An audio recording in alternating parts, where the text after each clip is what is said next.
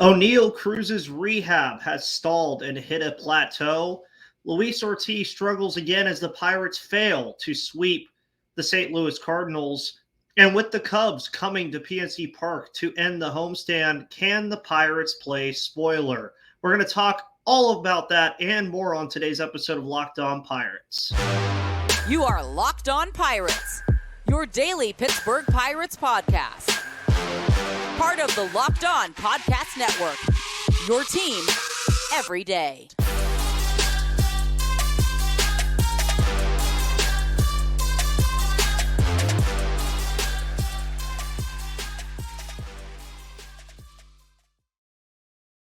And welcome back, everybody, to the Locked On Pirates podcast here on the Locked On Podcast Network. My name is Ethan Smith, your host of the Locked On Pirates podcast, where I bring a positive spin to the Pittsburgh Pirates every single day here on the Locked On Podcast Network. You can follow the Locked On Pirates podcast at Locked On Pirates on Twitter. You can also hit the subscribe button on YouTube, like this video, and also listen to the show audio on Spotify, Megaphone, or wherever you get your podcast. Today is Thursday, August 24th. We watched a game that should have ended around 2:45, 3 o'clock yesterday, and around 5:30 to 6 o'clock yesterday. And the Pirates failed to sweep the St. Louis Cardinals. But prior to the game yesterday, we got some news about Oneil Cruz. Oneil Cruz, who has been out since April 9th, since injuring himself going to the plate in a collision with Seby Zavala against the Chicago White Sox, has not played since that point. We all expected his injury to keep him out for quite some time, but from what we've been hearing over the last couple of weeks, it sounded like a September or late August, early September return was in the cards. Now, he's hit a plateau, according to Todd Tomczyk, who is the director of sports medicine for the Pittsburgh Pirates, saying that Oneil Cruz has stopped his running progression due to left foot soreness. Now, obviously, we all remember it was a broken bone in his leg, so the foot soreness could be related to that. But he has stopped his running progression, which he began on August 10th. So this takes a second to kind of evaluate as a fan and from the team perspective in a lot of different ways, because you want to see Oneil Cruz on the field. You want him to be a guy that's going to be on the field. You want him to do good things. But now it's a question of, does he come back at all? And this was supposed to be a season for Oneil Cruz where his development was going to get better and he was going to turn into the very good, potentially elite player that we know Oneil Cruz can be. Now, without that, you've lost this season of said development, even if he does come back. But with this injury, it is becoming a lot harder to imagine seeing Oneil Cruz play again this year. One, due to the fact that it's almost September in the last month of the year, and he would still have to do a rehab assignment, which would basically be rerunning spring training, which is usually about a week and a half, 2 weeks. So just add on 2 weeks, so then you're already up to the first week of college football. And then at that point, you're halfway through September almost, and the NFL season starts. So it's just getting harder and harder to imagine that Oneil Cruz is going to be back in a Pittsburgh Pirates uniform this season, which sucks. But at the end of the day, you also want to make sure that he can come into 2024 completely healthy. You want to make sure that he can be his best self coming into 2024 spring training. And you want to make sure that he's going to be able to be the best player that he can possibly be and the healthiest that he can be. Now, a lot of things have come from this Oneil Cruz injury early in the year. The first being, we would not have seen a lot of the players that we've seen so far this year and that we likely will see again next year if it was not for the absence of Oneil Cruz due to his injury. Because not only did you have two middle infield spots to give reps to guys like Alika Williams, Nick Gonzalez, Leo Verpiguero, Jared Triolo, Tucupita Marcano before his injury, Ji-Hwan Bae, etc. But some of those guys can also move around the diamond and play the outfield. Some of those guys can do other things. And if Cruz would have stuck at shortstop all season, that probably would not have been the case. You probably would have only saw half of the guys that I just named out of that group.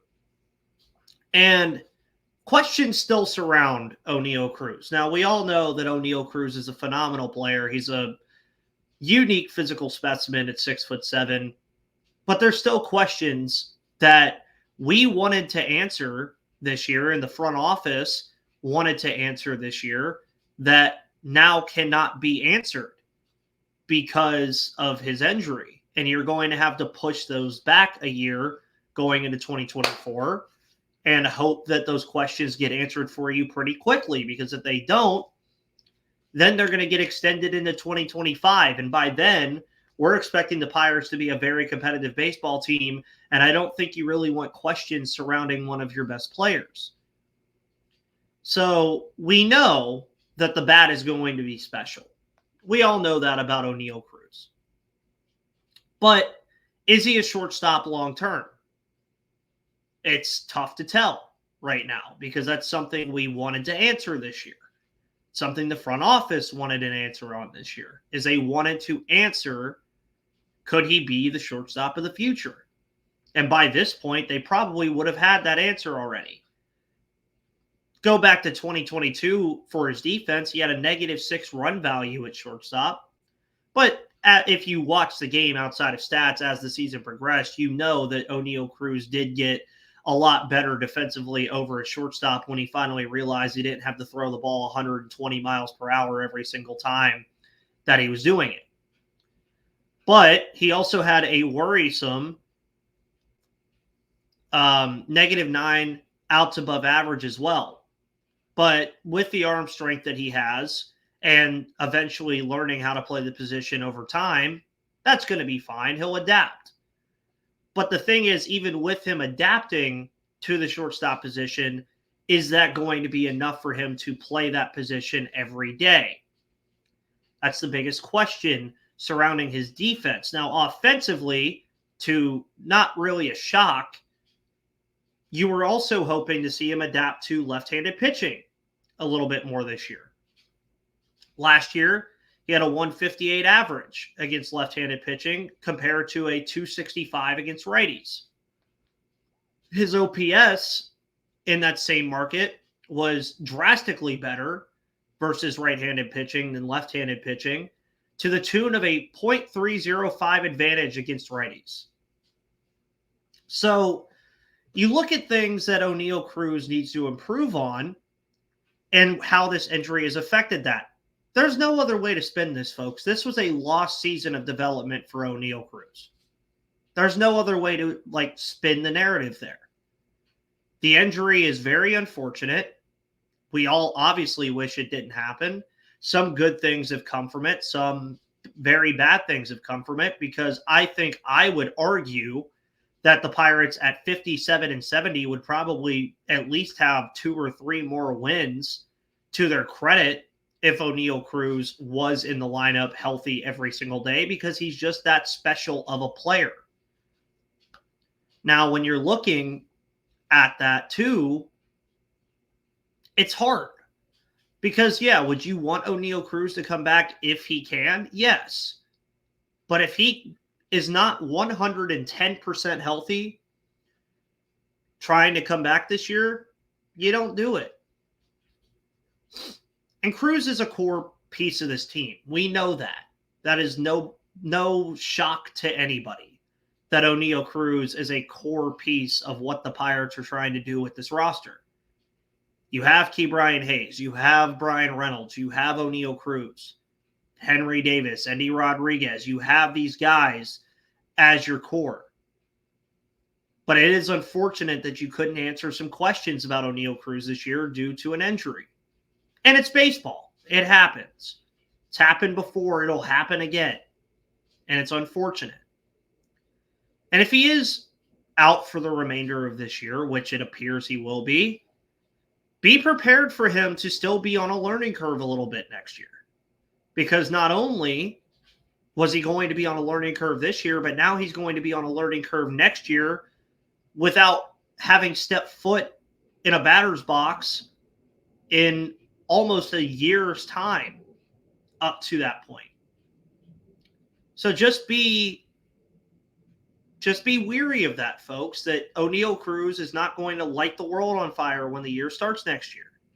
He very well could, but he is going to be on a learning curve against left-handed pitching. He's going to be on a learning curve trying to learn defense over at the shortstop position. And potentially another position if it doesn't work out. And we've seen how that's went for Henry Davis this year.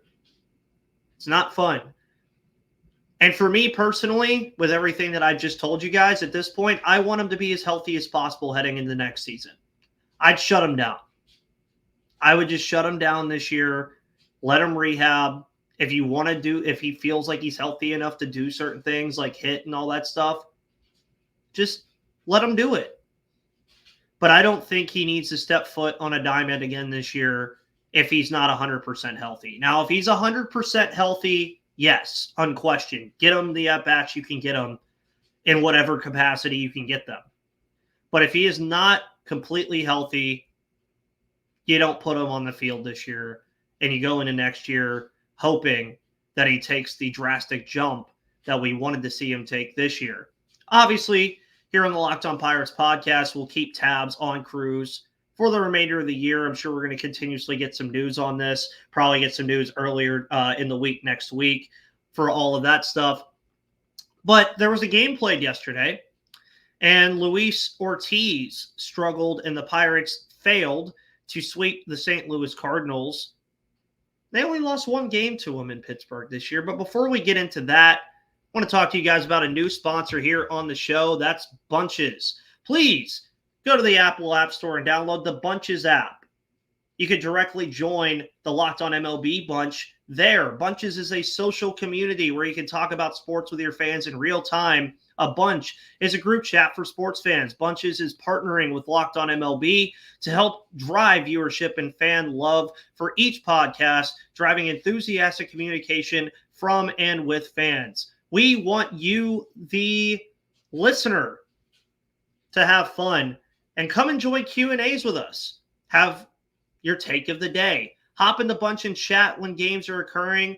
And, you can do a bunch of different things. And Locked On Pirates fans, I have to tell you, Bunches is super awesome. It's a free app where sports fans chat. Locked On MLB group is on Bunches. Go there now and connect with other baseball fans, chat with your favorite team, and keep up with the latest MLB news. If you have any questions or comments about today's episode, well, you could chat about it in the Locked On MLB Bunch on Bunches. Chat about your team every single day and download the Bunches app today. And when you do, our friends at Bunches have featured the Locked On MLB Bunch in the Discover tab. You can also click the link in the description /show notes to join the Locked On MLB Bunch community today. Thank you so much and have fun on Bunches. You might see me there. We'll talk about Luis Ortiz and the Pirates failing to sweep the St. Louis Cardinals here in just a moment.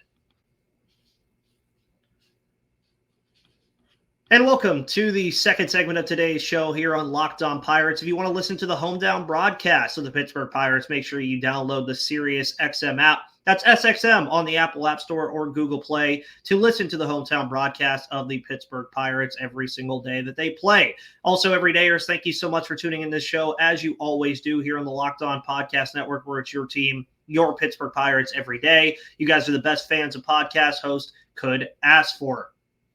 So yesterday's game was a little interesting because Luis Ortiz was the starter. I thought he was just going to be an opener. They let him fire away, and it didn't work out for him. Of course, Pittsburgh took the first two games of the series against St. Louis, but Luis Ortiz returned, and it didn't look too different from the last time we saw him, folks. It's going to be honest about that. It didn't look too different. It was his first MLB start since July 4th, so he's been gone for about a month and a half in AAA. And when you look at the stat line, it wasn't – I don't want to say it was all around horrible, but it wasn't good because he did have 5 strikeouts. The velocity was there in the first inning, and then it just fell off again. He went 3 1/3, 7 hits, 5 earned runs, 5 base on balls, and 5 Ks. Just not very good stuff from Luis Ortiz. And if we all remember, Luis Ortiz was a guy that really nobody was talking about at the beginning of 2022, and he just flew on right through the system. And it looked like heading into this year, he was going to be a mainstay in this rotation, and that hasn't happened. We remember last year when he made his debut, we remember watching him through the minor league system. The guy was throwing almost 100 miles per hour. The command wasn't always there, but he was still throwing it really well. Like, he was throwing it a lot better than he has this year. But now his velocity is taking a dip.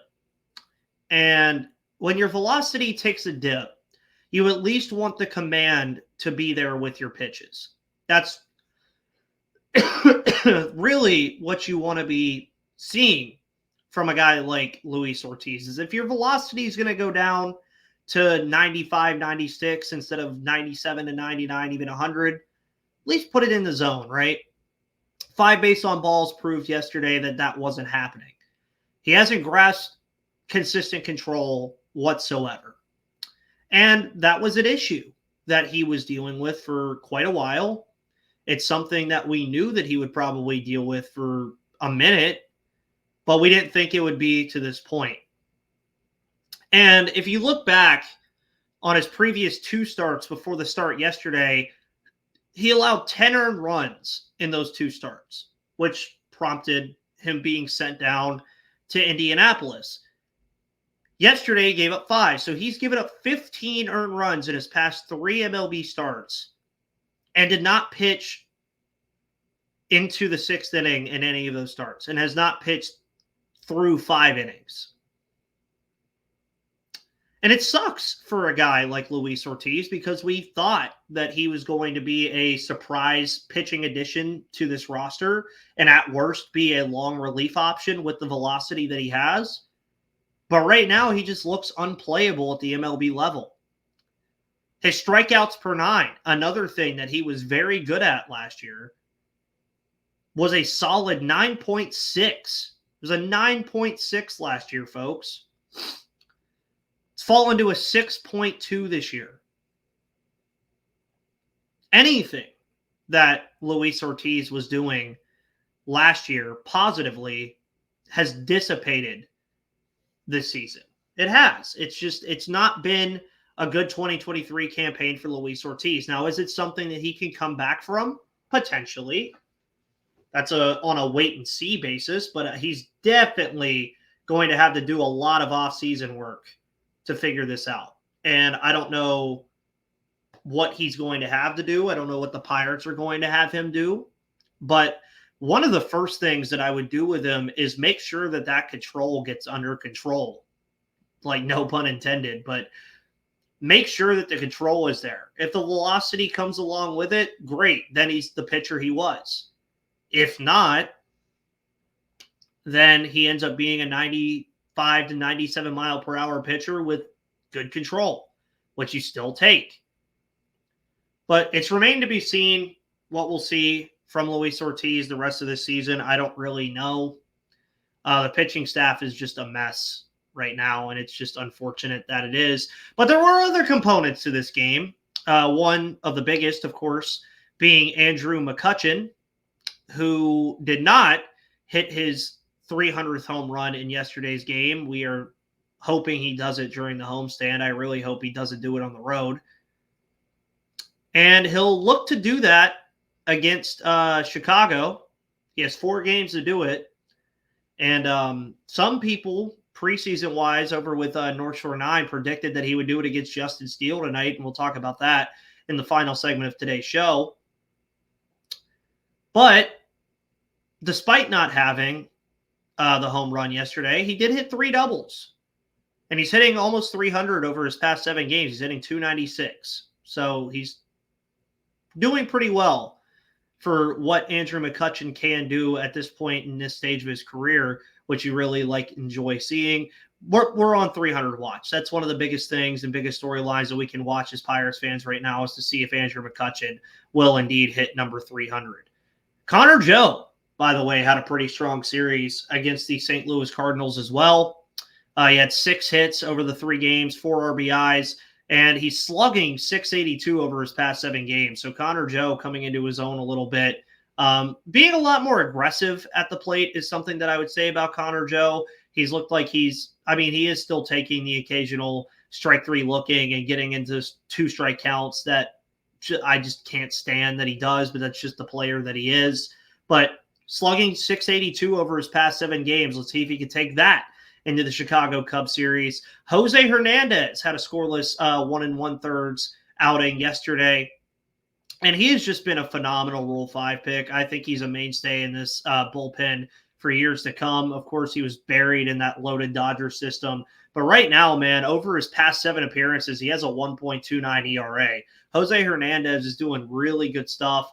I'm very excited to see how he continues to develop and if he can really be that mainstay left-handed bullpen arm that they've been looking for. And so far, if he continues to pitch like this throughout his career, I think he has a really strong chance to do it. And the Pirates, of course, have one more series against St. Louis this season. It will not be this weekend. It will be next weekend. That will be the final series that they play the St. Louis Cardinals and also the final time that they play Adam Wainwright. So Adam Wainwright, the boogeyman, as I like to call him, of the Pittsburgh Pirates, will be gone after September 3rd. I don't know if he makes a start in that series, but if he does, I would expect the baseball gods just to be on his side with against the Pittsburgh Pirates in that one. But Pirates have some other business to attend to this week, and they will look to get their first win of the season against the Chicago Cubs in a 4-game series at home. And can they play spoiler against the Chicago Cubs, a team that right now is in the playoff hunt? We'll talk about that here in just a moment, but I want to let you guys know about the wonderful people over at Sleeper. Get up to a $100 match on your first deposit on mobile only at sleeper.com/promo/locked-on. Because do you think Andrew McCutchen can hit a home run tonight against Justin Steele? Well, we sure do. And on Sleeper, you can swing for the fences with up to 100 times payouts. All you have to do is choose 2 or more players that you like and select more or less on their stat categories like home runs, strikeouts, hits, and more. Get your picks right, and you could win big. Again, you could bet on Andrew McCutchen to hit number 300 tonight against Justin Steele. It'd be very fun if he does, and he can make a lot of money. Dynamic payouts are also live. In short, dynamic payouts are each player's projection, and they have a multiplier attached to it as opposed to preset multipliers based on the number of legs in a contest. Please, please, please, please, please, please swing for the fences on Sleeper picks, and you could win up to 100 times your money. Do it. It's really fun. Just please, it's really fun. And again, use the promo code Locked On for up to a $100 match on your first deposit at Sleeper. Enjoy it, have fun, and at the end of the day, if we're right, we're right. If we're wrong, it's all in good fun. We're going to talk about this Cubs series here in just a moment on the Locked On Pirates podcast, but we'll be right back.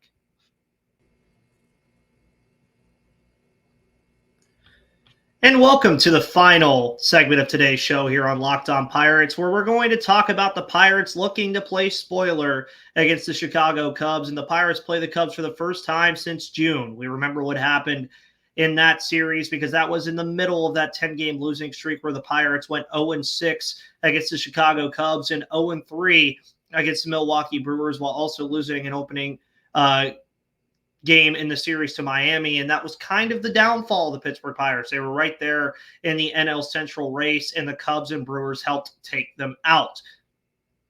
Right now, against the Chicago Cubs this year, the Pirates have given up 8 runs per game while only scoring 2.3. It has been complete dominance from the Chicago Cubs this year, and the Pirates sit 9.5 games back of Chicago right now. So, again, not mathematically eliminated, but as I keep saying, it would take a miracle for this Pirates team to really make a wild card push or even a division push. But right now, the Chicago Cubs possess that second wild card spot, and they're only 3.5 back of the Brewers and tied with the Cincinnati Reds. So the Pirates have a chance to play spoiler with the Chicago Cubs here in a 4-game series, even 2 games Winning 2 games here would be a detriment for the Chicago Cubs. Every series for them is must win, being in that strong NL wildcard race, and the Pirates have a chance to ruin the hopes a little bit this weekend. Right now, though, a player to shut down in this series is Seiya Suzuki. He has been on an absolute burner. I have him on So Rare, and I put him in all of my So Rare lineups as of late. Yeah, I know a Pirates fan putting a Cubs player in his So Rare lineups, but he has 3 home runs and 4 RBIs in his past 10 games. So the Pirates are going to have to shut him down, and they're going to have to shut down this Cubs offense. They've won 5 of their last 7 games. And for me personally, the easiest thing that I could say for the Pirates to do in this series to give themselves a shot is have that same offensive output you had against the Cardinals. That is the easiest way to look at this series and see how they can do good things against a team that they have yet to beat. And that ultimately needs to be a goal of yours as well if you're the Pittsburgh Pirates, is beating a team you haven't beat this year in your own division. They've beaten every other team this year except the Chicago Cubs, and now is their second to last chance to do it because this is their last chance to do it at home. They have one more series against the Chicago Cubs in Wrigley, so they are losing chances here. This will be the 2,572nd through 2,576 games between these teams all time, with the Pirates, of course, holding the 1,305 to 1,266 advantage. So they've won 50.8% of the games all time. And as mentioned, they will face Justin Steele first, who has a 7-1 record with a 2.90 ERA in his past 10 outings. But despite those good numbers, Steele has a 4.08 ERA in his 3 starts and 4 appearances since against Pittsburgh. So Pittsburgh hasn't lit him up, but they have definitely taken him a little bit harder than what he's done in his last couple of starts. For the Pittsburgh Pirates, pitching-wise, their only definite pitchers in this series as of right now are Mitch Keller on Friday and Bailey Falter on Sunday, with tonight's opener and Saturday being to be determined. I would imagine Johan Oviedo will be one of those, and then the other will probably be an opener. I wouldn't be surprised if tonight's game is an opener. And by the way, tonight's game kicks off their series tonight at 7:05 Eastern, playing through Sunday to end the Pirates homestand. Of course, there's a lot going on. We have Zambelli fireworks coming up in a couple of weeks, I believe. They have Cancer Awareness Night. They have Star Wars Night tomorrow. So make sure you go out to the ballpark, use Game Time. Last-minute tickets guaranteed, best price. You can find them over at Game Time. Make sure you guys do that. But for me, today's episode was great. Hope you guys enjoyed it. We'll be back tomorrow. Make sure you follow me on Twitter at MVP_Ethan or at Locked On Pirates. Hit the subscribe button and the notification bell so you know when new episodes are live. Also, make sure you like this video. Listen on Spotify, Odyssey, Google Play, Apple Podcasts, or wherever you get your podcasts. Have a wonderful rest of your Thursday. Enjoy the game tonight. Thank you so much. And my name is Ethan Smith, your host of the Locked On Pirates podcast here on the Locked On Podcast Network. See you on the flip side.